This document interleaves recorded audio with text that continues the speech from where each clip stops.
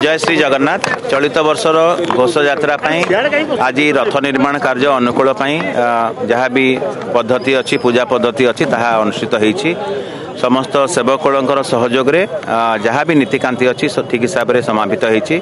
आपण माने जानिछंती जे बसंत पंचमी रु रथ पूजा बा अनुकूल आरंभ होला बेलकु परवर्ती पर्याय राम नवमी रे चिरट कार्य आरंभ होता है और आज अक्षय तृतीया अवसर रथ निर्माण कार्यर अनुकूल होता है। तेणु आज समस्त देवल पुरोहित एवं अन्य जो सेवक मैंने अच्छा से सहयोग रे आज से कार्य आरंभ होईछि। एवं अक्षय तृतीया अवसर आज अखिमुठी अनुकूल करा जायछि।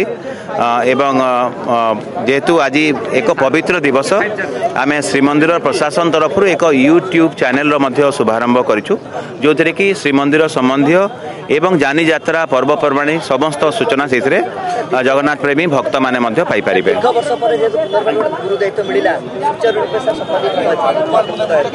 सबके आपण मैंने जानी महाप्रभुंर समस्त कार्य तांकर निर्देश रे होता है एवं आमे समर्पण भाव नहीं श्रीमंदिर प्रशासन तरफ एवं समस्त अगणित जगन्नाथ प्रेमी भक्तों तरफ आमे श्रद्धा निवेदन करुँ महाप्रभु पाखे जे चलित वर्षर घोष यात्रा ठीक हिसाब से समापित हो एवं महाप्रभु श्री जगन्नाथ श्रीजीव माने समस्त कल्याण करंतु।